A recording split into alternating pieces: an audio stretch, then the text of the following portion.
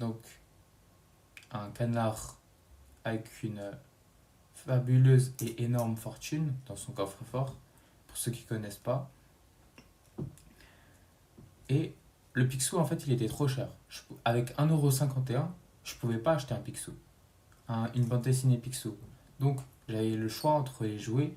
J'avais plus que les jouets qui étaient de mauvaise qualité, mais qui coûtaient pas forcément très cher. Donc, j'ai décidé de prendre un jouet. Ok, j'ai pris le jouet. Et après, on est parti. On est parti. Donc, avant de partir, on a payé. Mon grand-père a payé. Et c'est là que vient le moment. Il ouvre la porte du tabac pour qu'on sorte. Et à ce moment-là, il y a tout qui change.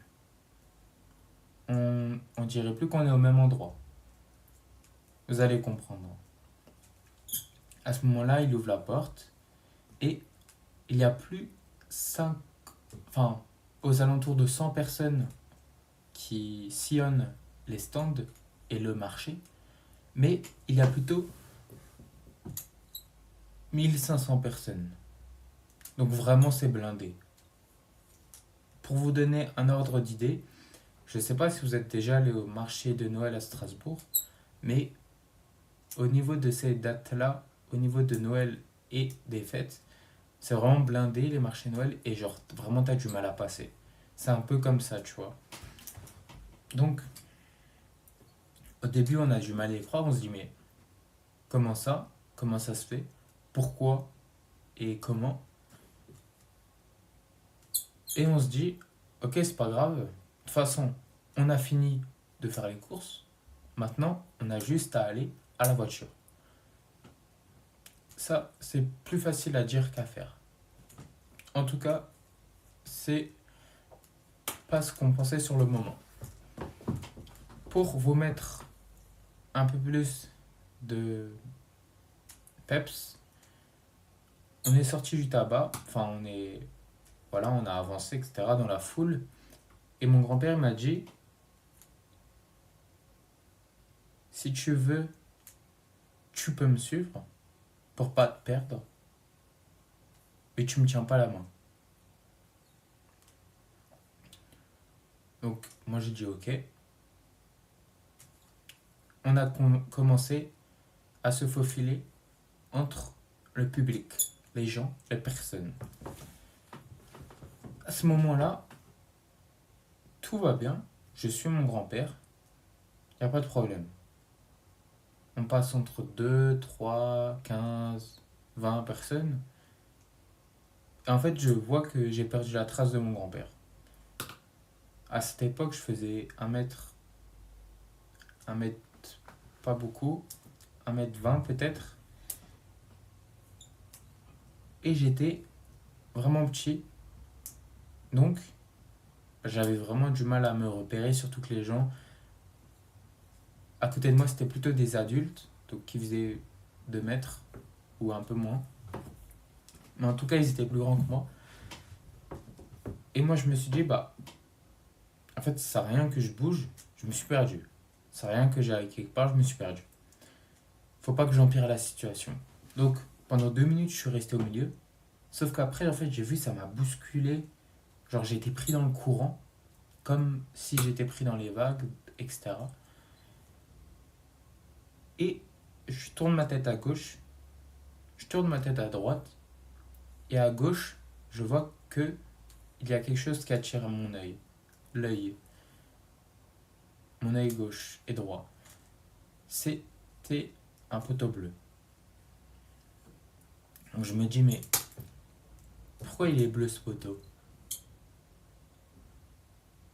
Et moi, je me pose pas de questions. Vous voyez, j'ai une intuition un peu, un sentiment qui me dit, ok, va voir ce poteau bleu, va chez ce poteau bleu, quoi, et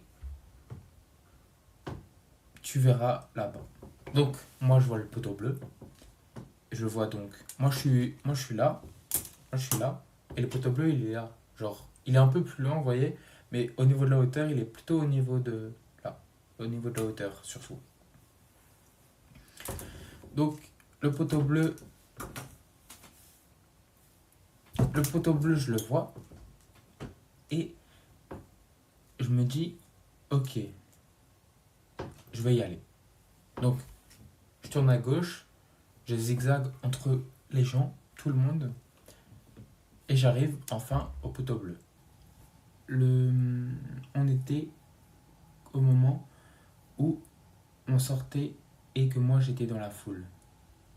Donc on était dans la foule et là je vois mon grand-père, donc je sors avec lui de la foule qui était au nombre de 1500 à 2000 personnes et je m'en même pas. Mais vous voyez, c'était les rues serrées, donc forcément il y avait du monde et surtout ils étaient rassemblés, ils étaient collés entre eux. Mon grand-père et moi, on sort de cette foule, de ce labyrinthe, et on se dirige vers la voiture. Comme j'ai dit, la voiture, elle se trouvait à 50 mètres. Donc 50 mètres, c'est pas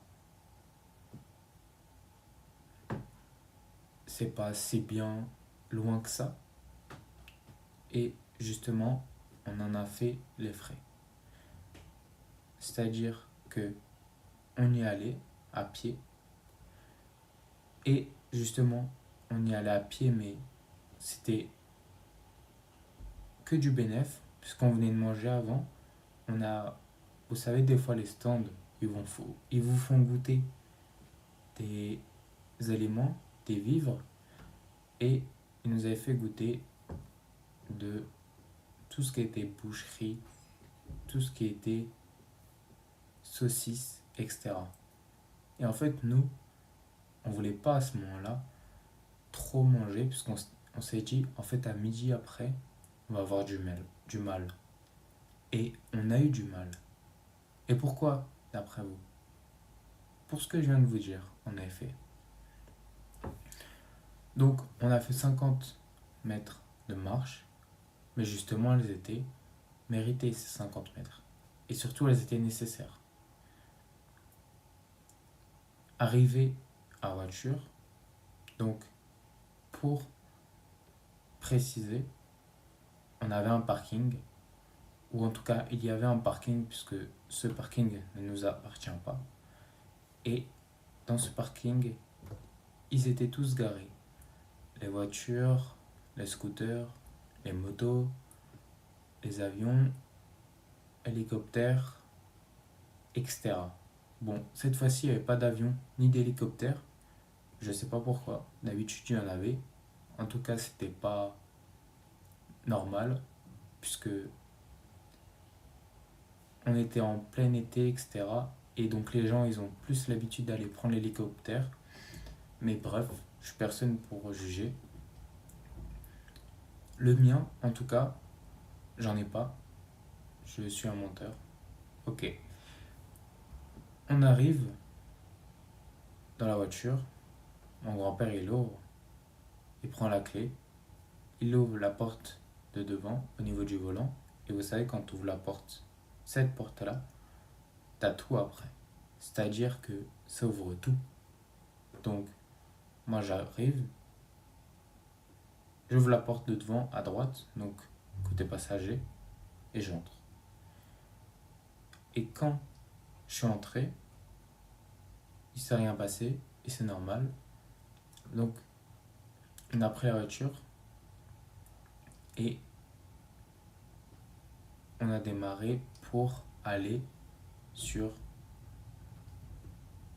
le chemin du retour. Et là, ça va se compliquer. Donc, on va sur le chemin du retour, on se met bien, etc. Il n'y a pas de musique, pas du tout. C'est chill, mais sans être chill. Après, la musique, c'est pas forcément obligé. Et surtout que c'est nocif un peu. Vous comprendrez plus tard.